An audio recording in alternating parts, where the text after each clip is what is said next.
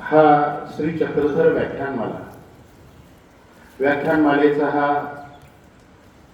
कार्यक्रम दरवर्षी आपण या ठिकाणी बाबाजींच्या अध्यक्षतेखाली आपण साजरा करत असतो आणि आजच्या या व्याख्यान सत्राचं ज्यांनी अध्यक्षस्थान स्वीकारलेलं आहे असे आपणा सर्वांचे या ठिकाणी उपाध्याय कुलभूषण परमपूज्य आदरणीय आचार्य प्रवर महंत श्री मोठे बाबा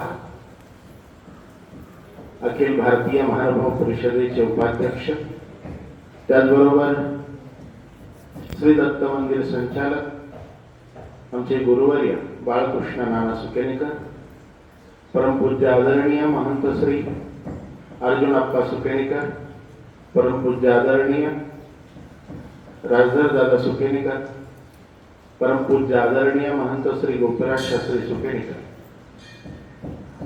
अविराज दादा सुकेनेकर, परमपूज्य आदरणीय महंत सुभद्राक्का अळसपूरकर बाईजी, सर्व असलेले या ठिकाणी संत महंत तपस्विनी आपण सर्व भाविक भक्त आजच्या या व्याख्यानमालेला आपण या ठिकाणी शुभारंभ करत आहोत आणि आज उद्घाटकीय सत्रामध्ये आज प्रथम व्याख्यान गुंफण्याचा, पहिलं पुष्प गुंफण्याचा योग या ठिकाणी माझ्याकडे आलेला आहे आणि आज जो विषय या व्याख्यानमालेमध्ये या ठिकाणी आम्ही घेणार आहोत तो मला दिलेला आहे देवपूजा वंदन व त्याचे महत्त्व. आता देवपूजा वंदनाचं महत्त्व नवमीच्या दिवशी सुद्धा तुम्हाला सांगितलं जाणार आहे.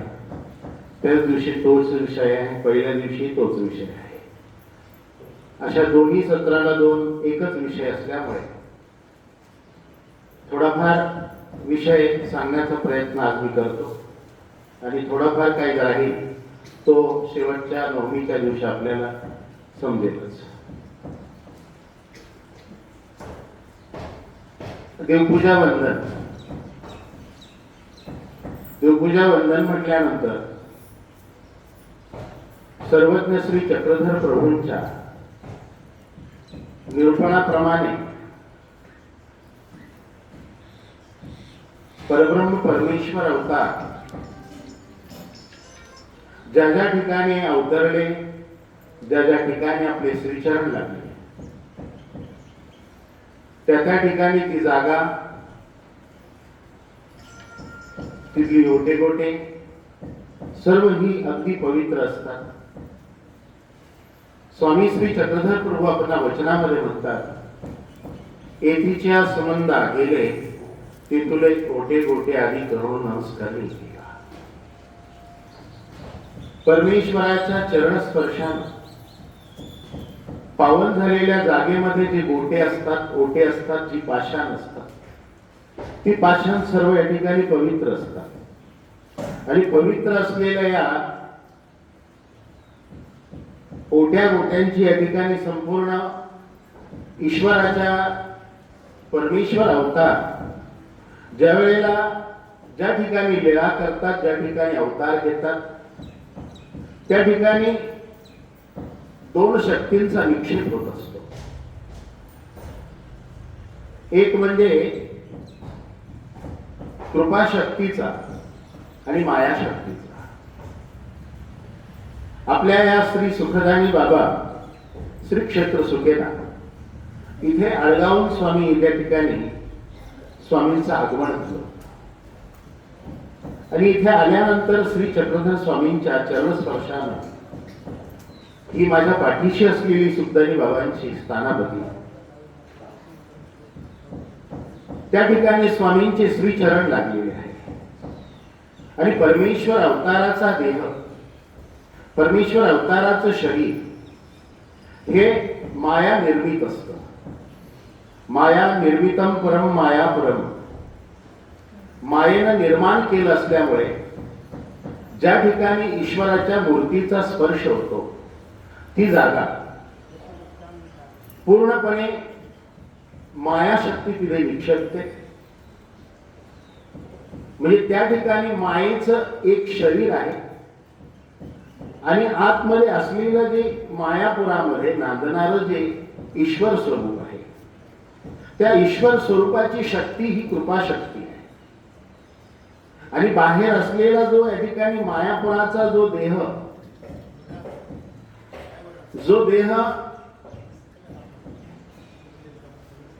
नख चर्म रोम आदी सप्त धातूंनी बनलेला जो मायापूर देह आहे, हा देह या ठिकाणी मायेचा आहे. म्हणजे देहाच्या ठिकाणी मायापुराच्या ठिकाणी माया आहे आणि ईश्वर स्वरूपाच्या ठिकाणी कृपा आहे. ईश्वर ज्या ज्या ठिकाणी जातील त्या त्या ठिकाणी ईश्वराच्या त्या चरणस्पर्शानं, हस्तस्पर्शानं, शरीर स्पर्शानं त्या ठिकाणी कृपाशक्ती विक्षिप्ते, म्हणजे कृपाशक्ती त्या ठिकाणी थांबत असते, माया शक्ती थांबत असते. आणि अशा प्रकारचा या ठिकाणी हा स्वामी श्री चक्रधर प्रभूंनी आपल्याला दिलेला हा विधी आहे महानुभाव साधकांना, की आपण जो या ठिकाणी विधी करावा तो कोणता विधी करावा, तर स्वामींच्या परमेश्वराच्या चरणस्पर्शानं पवित्र झालेली जी जागा आहे त्या जागची असलेल्या ज्या दगडांचा किंवा ओट्यांचा जो संबंध आहे तो अति पवित्र आहे. आणि अशा पवित्र असलेल्या पाषाणाला आपण महानुभाव संप्रदायामध्ये विशेष अशा प्रकारचं नाव आहे. विशेष म्हणजे काय, अति गुह्य असलेलं सामर्थ्य, गुण असलेलं या ठिकाणी महत्वाचं जे या ठिकाणी जी महिमा त्या विशेषामध्ये आहे. आणि अशी या ठिकाणी असलेली ही महिमा या ठिकाणी आपण जाणणार आहोत या विषयामध्ये. जास्त वेळ बोलणार नाही, अगदी थोडक्यात वेळामध्ये या ठिकाणी मी माझं विवेचन संपवणार आहे. 11:15 वाजले आता.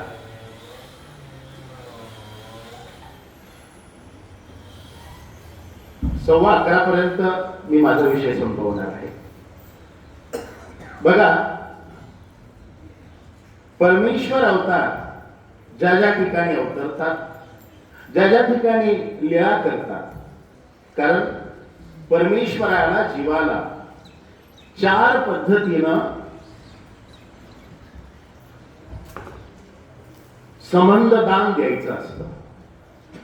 कारण देव पूजा, देव म्हणल्यानंतर देवाचा अर्थ आहे, कारण देव नावामध्ये दिव्य हा धातू लपलेला आहे. कारण जो देतो तो देव असतो. आणि अशा देव भेटावा, देव पावावा या उद्देशानं आपण या ठिकाणी महानुभाव साधक, या साधनाच्या माध्यमातून आपण या ठिकाणी साधना करत असतो. मग कोणती साधना? संबंध वंद्य ही आपली साधना आहे. अंतर्याग जी साधना आहे ती नाम घेतल्यानंतर, अनुग्रह घेतल्यानंतर, उपदेश घेतल्यानंतर नामाचं स्मरण करणं. आणि जी बहिर्याग साधना आहे ही बहिर्याग साधना म्हणजे संबंधाला वंदन करणं, ही बहिर्याग साधना आहे. ज्या ज्या ठिकाणी परमेश्वराचा संबंध झाला म्हणजे स्पर्श झाला त्या त्या वस्तू आपल्याला पवित्र आहे. मग अशा पवित्र वस्तू या ठिकाणी कोणत्याही असो, धातू, काष्ट, मग परमेश्वराच्या ठिकाणी असलेला मूर्तिनिष्ठ असलेली जी वस्तू आहे, पाषाणाला स्पर्श हो, अथवा ठिकाणी एखाद्या वृक्षाला स्पर्श हो, एखाद्या काष्टाला म्हणजे लाकडाला स्पर्श हो, नाही तर मग तांबराला स्पर्श हो, तर अशा प्रकारे ठिकाणी जो स्पर्श आहे तो स्पर्श असा कोणत्याही वस्तूला या ठिकाणी हो, ती वस्तू या ठिकाणी पवित्र असते. आणि पवित्र असलेली वस्तू, ही पवित्र वस्तू त्या ठिकाणी पावित्र्य का आहे हे पहिल्यांदाच तुम्हाला सांगितलं की परमेश्वराच्या माया आणि कृपा शक्तीचा तिथे निक्षेप आहे. म्हणून ती वस्तू पवित्र आहे. कारण हे सामर्थ्य कृपा शक्तीचं, माया शक्तीचं त्या दगडामध्ये, त्या काष्ठामध्ये म्हणजे त्या लाकडामध्ये किंवा त्या धातूमध्ये स्वयं या ठिकाणी ती कार्य करत असतात. तुम्ही कोण्या पद्धतीने या ठिकाणी त्या संबंधीय वस्तूला नमस्कार करतात, वंदन करतात, त्याप्रमाणे ती वस्तू तुम्हाला तुमची मनोकामना पूर्ण करत असते. निष्काम कर्मानं तुम्ही जर विधी केली तर कृपाशक्ती तुम्हाला पूर्णपणे या ठिकाणी तुम्हाला ती कार्य करत असते. सकाम पद्धतीनं तुम्ही विधी केली तर तुम्हाला या ठिकाणी ती शक्ती, माया शक्ती तुम्हाला अभिमान घेऊन कार्य करत असते. तर मग या कृपाशक्तीचं काम आहे फक्त या ठिकाणी मोक्ष मार्गाला नेणं, कैवल्य पदाला नेण्याचा प्रयत्न करणं, सहाय्यता सदैव या ठिकाणी कृपाशक्तीचं सहाय्यभूत करणं, हे कृपाशक्तीचं कार्य आहे. आणि मायाशक्तीचं कार्य आहे तुमच्या भौतिक अपेक्षा पूर्ण करणं. मुलगा नाही मुलगा देणं, संपत्ती नाही संपत्ती देणं, ज्या ज्या अपेक्षा तुमच्या भोगवादी आहेत त्या माया पूर्ण करत असते स्थानाच्या ठिकाणी, लक्षात घ्या. म्हणून अशा प्रकारचे या ठिकाणी ह्या पवित्र जागेला 4 साधनामध्ये स्थान म्हटलं जातं, लक्षात घ्या.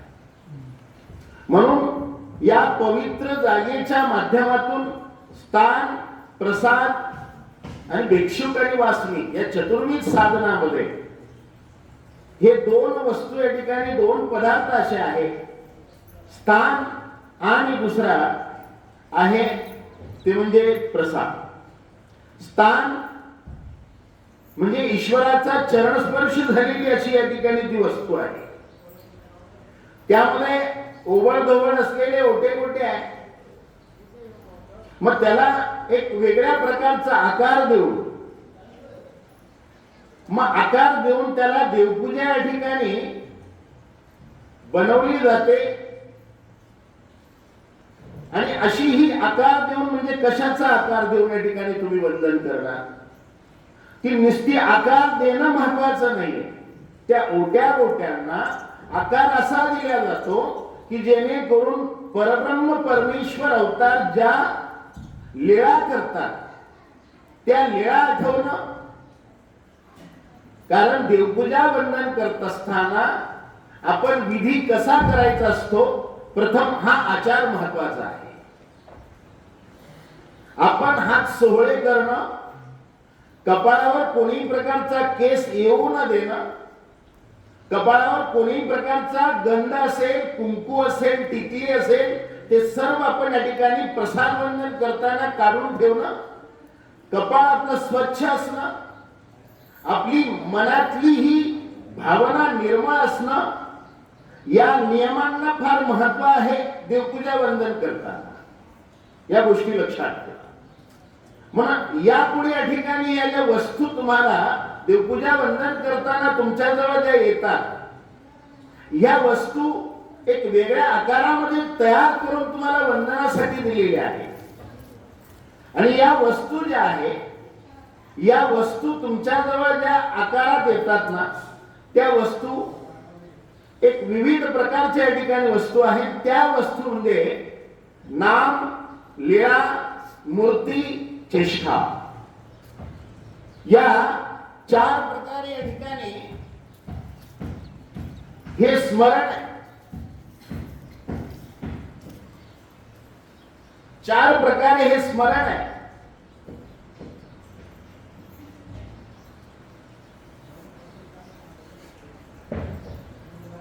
पहिला म्हणजे आपण ज्या अवताराचा विशेष आहे